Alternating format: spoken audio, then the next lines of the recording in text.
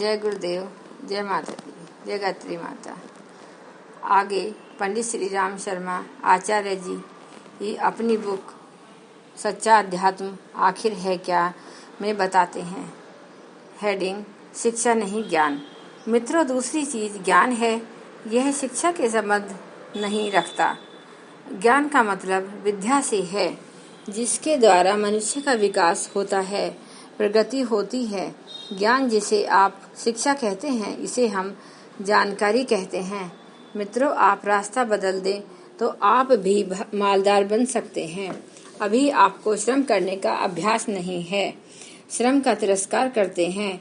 हमारे इस अभागे समाज ने श्रम के प्रति अवज्ञा की है। जो आदमी श्रम करता है उसे हम धोबी, डोम आदि कहते हैं, उसका हम तिरस्कार करते हैं।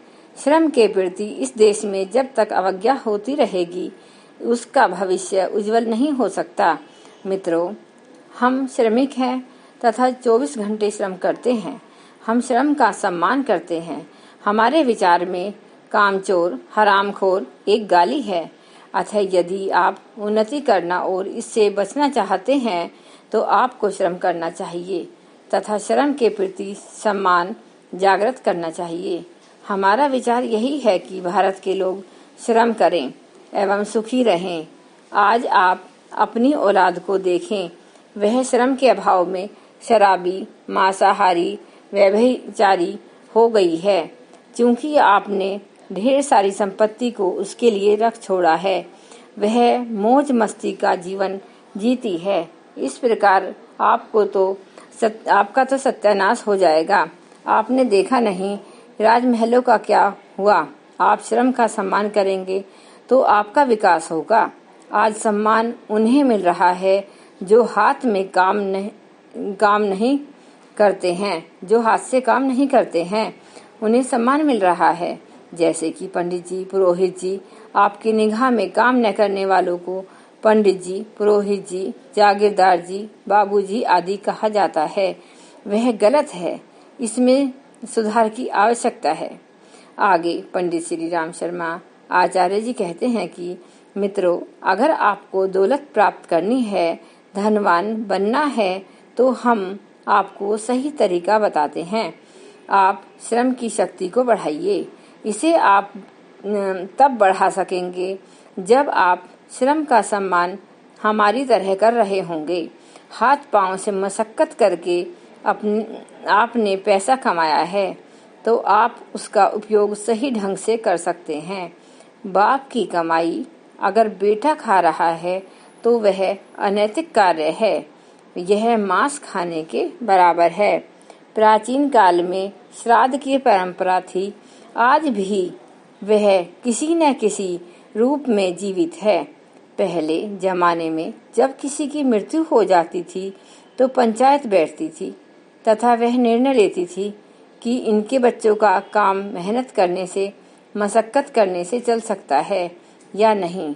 अगर ये वयस्क होते थे, हाथ से कमाते थे, तो उनके पिता का सारा पैसा समाज के कल्याण के लिए लगा दिया जाता था। उसका नाम श्राद्ध था। अगर उनके पास कुछ नहीं होता तो पंचायत उन बच्चों को दे देती थी। वास्तव में वही व्यक्ति सही रूप से खर्च कर सकता है जो श्रम से कमाता है।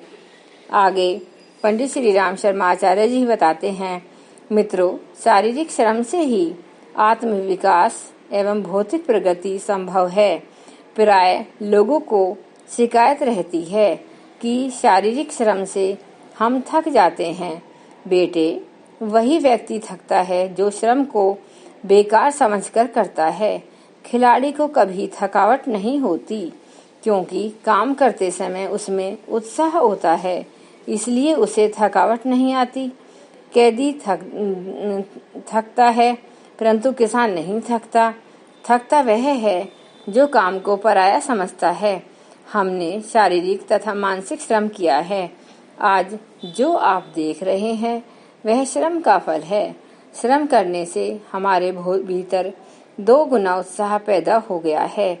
हमारी नस, नाड़ी, मस्तिष्क, शरीर पूर्ण स्वस्थ है।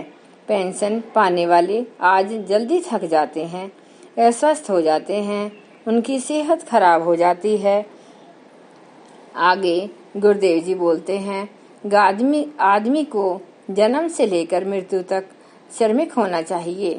राम प्रसाद बिस्मिल को फांसी लगने वाली थी। वह 20 मिनट पहले व्यायाम कर रहे थे। लोगों ने पूछा कि आपको तो अब फांसी लगने वाली है, यह क्या कर रहे हैं? उन्होंने कहा कि हमने जीवन में भर मेहनत एवं मशक्कत की है, वह अभ्यास हमें हर दिन करना है। अजगर पड़ा रहता है, आप तो खरगोश बने तथा दौड़ते रहे, मशक्कत करने से ही लाभ होगा।